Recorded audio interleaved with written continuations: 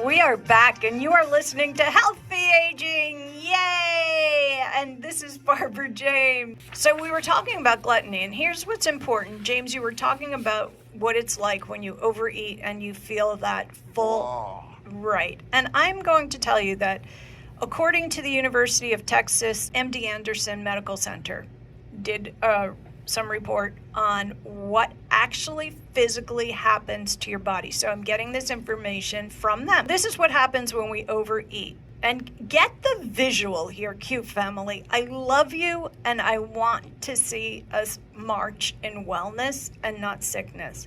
So think about this visual. You overeat. The stomach needs to expand beyond its normal size. So it literally pushes the other organs out of the way. Beep, beep, move over. This is why you feel uncomfortable, because the stomach is a certain size. And when you load it with all that food, it expands, pushing everybody else out of the way. Well, just think about what that looks like. If it's in there and it's pushing everybody else out of the way, the other organs are not going to function the way they're supposed to. They're not? No.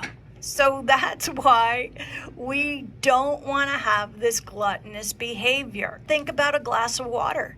When you overfill a glass of water, what happens? It just spills out over the top. That is actually what happens with your stomach acid. You overfill your stomach acid has got to reduce all of that food, so it pushes the stomach acid all the way back up.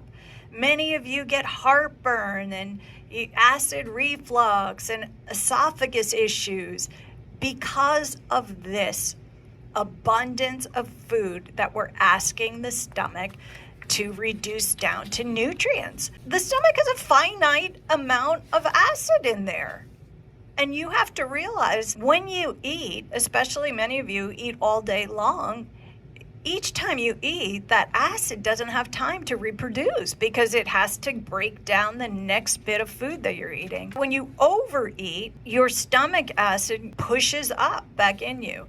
And the more you eat and the more food you consume at one sitting, the less enzymes you have. The less acid and enzymes you have for the next meal. It has a harder time to break down your next meal. And then this continually slows down your digestive system. All of your organs at this time now have to work harder and harder. The liver and the pancreas are now working overtime to secrete extra hormones, extra enzymes, just to break down that big gluttonous meal. And then off to the intestines. Now the intestines need to take that and absorb the nutrients, and the intestines are going to do one or two things. They're going to turn those nutrients into energy, or they're going to turn them into fat. Those are the choices. What did you just call me? I'm speaking intestinally only. This is like intestinally only. This is what's happening in your body. And now your whole body is screaming for help because it wants its body parts back in its original position. Yeah, me too. And it doesn't want to have that excess, that's why we feel sick after we eat these big, huge meals. And you want to take that extra bite.